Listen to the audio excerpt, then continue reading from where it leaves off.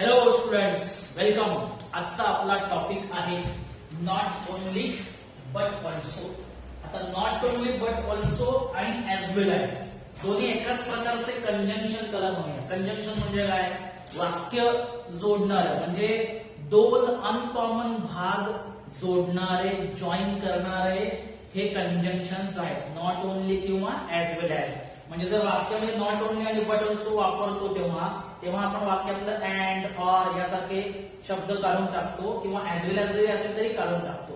आणि जेव्हा वाक्यामध्ये आपण ऍज वेल ऍज वापरतो तेव्हा not only but also, and, or, but सारखे दोन वाक्यांना जोडणारे जे भाग आहेत ते काढून टाकतो.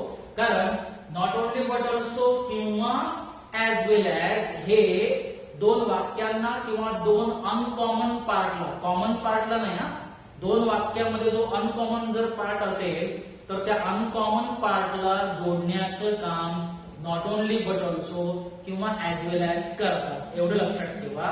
आणि दुसरा नियम मी तुम्हाला सांगेलच, पण त्याच्या आधी आपण एक्झाम्पल बघू. आणि एक्झाम्पल बघता, हा टॉपिक सोपा आहे, एक्झाम्पल बघता बघता तुम्हाला कळेल. पण एवढं लक्षात ठेवा की हे जोडण्यासाठी वापरतोय. मग जोडण्यासाठी आता अँड आहे, ऑर आहे किंवा बट आहे असे शब्द परत ठेवायचे नाहीत, कारण का जोडण्यासाठी आपण हे वापरतोय. त्यामुळे ह्यानी जोडल्यावर त्याने जोडण्याची गरज नाही. मग अँड, ऑर, बट सारखे शब्द काढून टाकायचं. एक्झाम्पल आपण घेऊया. राजू इज, एक्झाम्पल आपण घेऊया. First, Raju is clever and handsome. Raju is clever and handsome. याच्यामध्ये आता आपण दोन्हीचा वापर करूया. समजूया की याच्यामध्ये आपल्याला नॉट ओनली बट ऑल्सो आणि ऍज वेल ऍज. आता या सेंटेन्स मध्ये दोन अनकॉमन पार्ट कुठले? क्लेवर अँड हँडसम हे जोडलेले. त्याला आता आपण नॉट ओनली बट ऑल्सो ने जोडायचं. मग आधी आपण नॉट ओनली बट ऑल्सो वापरू. राजू इज नॉट ओनली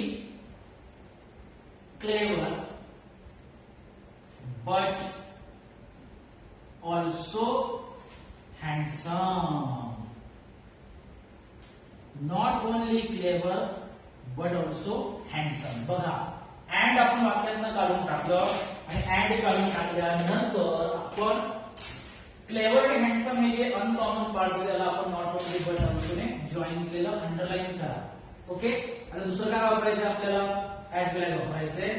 याचं वाक्य होणार Raju is clever as well as. म्हणजे अँड काढून अँडच्या ठिकाणी ऍज वेल ऍज द्यायचं. Raju is clever as well as handsome. Okay. Underline करा जिथे तुम्ही जॉईन केलेलं आहे तिकडे. ओके. हे झालं एकदम सिंपल सेंटेन्स ज्याच्यामध्ये अनकॉमन पार्ट आपण घेतलेला आहे. पुढचं वाक्य घेऊ.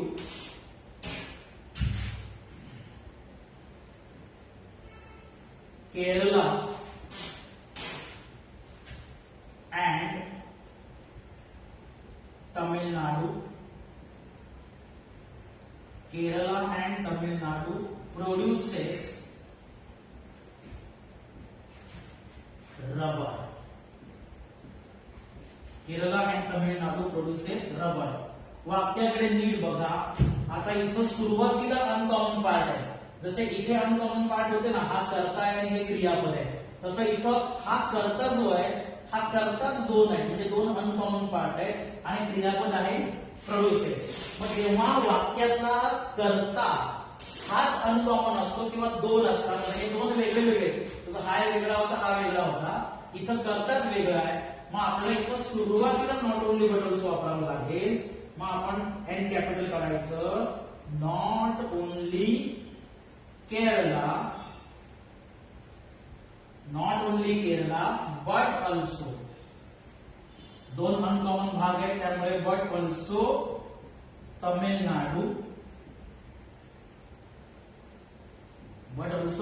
Nadu produces rubber. ओके. कळतंय ना? म्हणजे सुरुवातीला आपण इथं नॉट ओनली बट ऑल्सो इथे काय घेतला आपण, कारण अनकॉमन पार्ट आपले इकडे होते, हे लक्षात घ्या. ओके. आता या वाक्यामध्ये आपल्याला काय वापरायचंय? परत ऍज वेल ऍज वापरायचंय. तुम्हाला माहिती आहे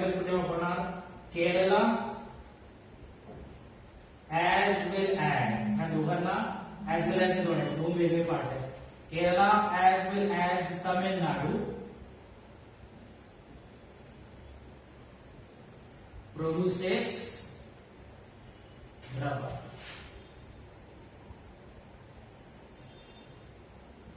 Okay, लक्ष दिलंय, produces नाही actually produce नाही, produce rubber.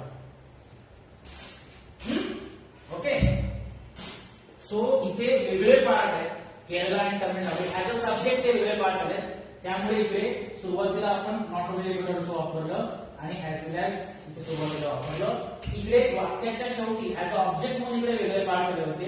ह्या दोन्ही वाक्यातला फरक असेल, पहिलं वाक्य आणि दुसरं वाक्य, फरक बघा. इकडे नॉट ओनली बट ऑल्सो वापरले कारण का हे सब्जेक्ट नंतर आलेले आहे, आणि इथे नॉट ओनली बट ऑल्सो वापरलाय कारण का हे ऍज अ सब्जेक्ट म्हणून वाक्यात आलेलं आहे. जेव्हा वाक्यात as a subject uncommon part असतात तेव्हा वाक्याच्या सुरुवातीलाच नॉट ओनली वापरायचं आणि एन कॅपिटल काढायचं.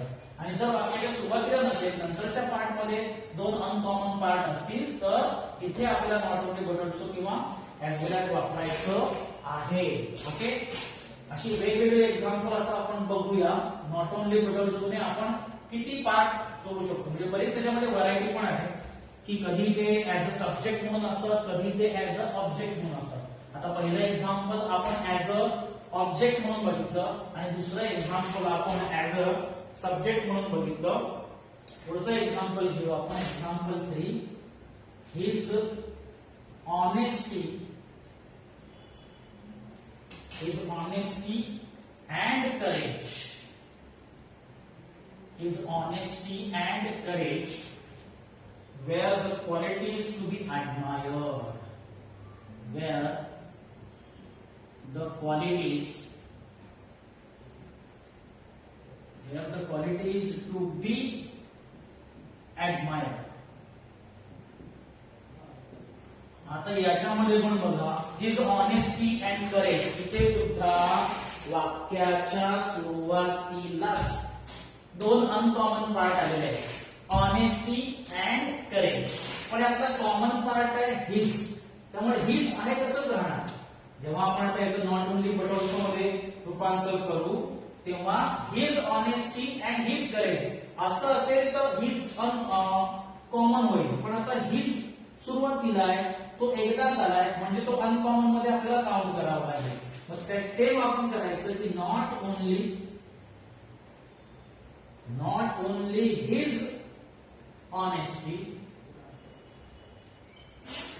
बट ऑल्सो, कारण का हिज हा अनकॉमनच आहे, तो एकदाच यूज केला आहे. जर तो दोनदा यूज केला असता तर तो कॉमन झाला असता. लक्षात ठेवा, keep in mind. So not only his honesty but also courage where the qualities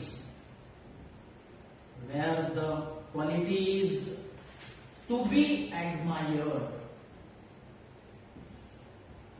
okay, clear? मला वाटतं तुम्हाला हे एक्झाम्पल समजलं असेल. पुढचं एक्झाम्पल तेच आहे, जसं ऍज वेल एज यूज करायचंय.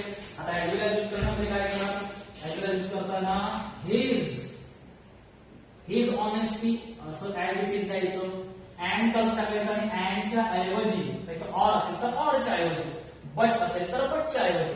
इथे अँड पण असू शकतं, ऑर पण असू शकतं, बट पण असू शकतं. Okay, so his honesty as well as courage. His honesty as well as courage were the qualities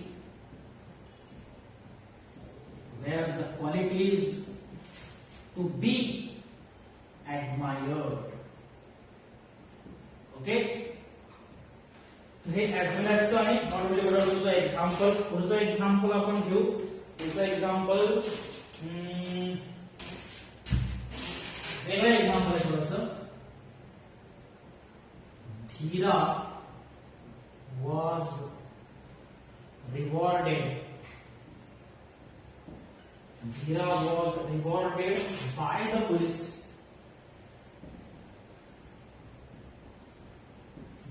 police and by the jailer. By the jeweller. आता इथे बघा अनकॉमन पार्ट कुठे आलेला आहे. Uncommon part as a object म्हणून आला आहे. Dhira was rewarded. Dhira was rewarded हा कॉमन पार्ट आहे आणि अनकॉमन पार्ट कुठला आहे. By the police and by the jeweller. आता by the police and by the jeweller हे दोन अनकॉमन पार्ट आहेत.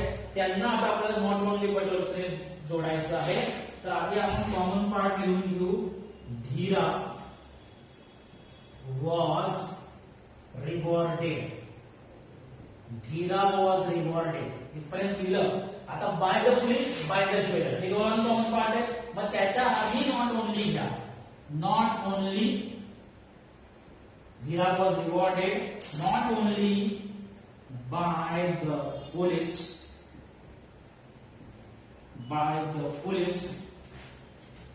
but also. आता बघा हे बाय जे आहे ते बाय प्रेपोजिशन आहे आणि जर प्रेपोजिशन आलं तर ते रिपीट करायचं. नॉट ओनली बट ऑल्सो मध्ये नॉट ओनली बट ऑल्सो आणि तो अनकॉमन पार्ट आहे ना. कारण का बघा पोलीस आणि ज्वेलर दोन वेगळे शब्द आहेत. पोलीस पण कॉमन नाहीये ज्वेलर पण कॉमन नाहीये. त्यामुळे पोलीस आणि ज्वेलर हे दोन अनकॉमन पार्ट आहेत आणि अनकॉमन पार्टच्या आधी बाय हे प्रेपोजिशन आलंय आणि प्रेपोजिशन आलं तर ते रिपीट करायचं. म्हणून not only by the police but also bye the jeweller. Okay म्हणजे नियम काय शिकलो आपण. बाय सारखं प्रेपोजिशन असेल तर ते आपण रिपीट करायचं जर ते अनकॉमन पार्टने जोडलेलं असेल तर. ओके पुढचं एक्झाम्पल बघू आपण. Example number 5. The morning coffee. The morning coffee acts on kidneys.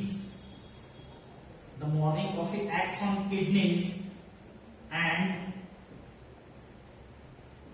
helps the body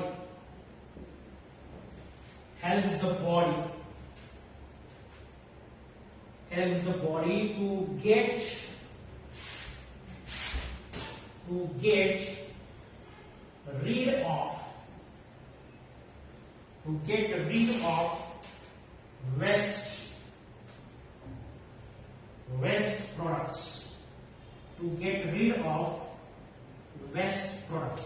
Example नीट बघा. The morning coffee acts on kidneys and helps the body to get rid of the waste products. आता ह्याच्यामध्ये दोन uncommon part कुठले बघा. Uncommon part acts on kidneys. इथून सुरू होतो. Acts on kidneys हा फर्स्ट पार्ट आहे. Helps the body to get rid of waste products हा दुसरा पार्ट आहे. ओके मग हे दोन uncommon part not only but also जोडायचे. लिहिताना आपण लिहिणार the morning coffee. The morning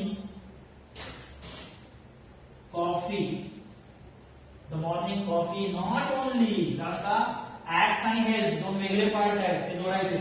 The morning coffee not only acts on kidneys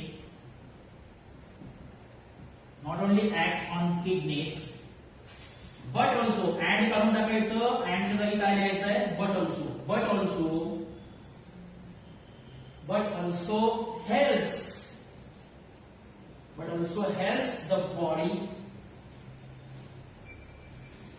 helps the body to get rid of waste products. पुढचं आहे कसं. ओके तर ही अशी एक्झाम्पल नॉट ओनली बट ऑल्सोची असतात. नीट बघायचं. नॉट ओनली बट ऑल्सोचा उद्देश काय.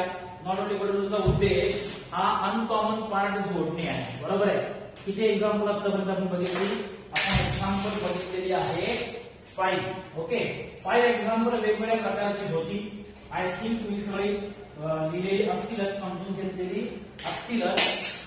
तर ही 5 एक्झाम्पल आपण नॉट ओनली बट ऑल्सोची बघितलेली आहे. तर बाकीचे एक्झाम्पल जे आहेत आणि बाकीचा पार्ट आपण पुढच्या लेक्चरला बघू. थँक्यू.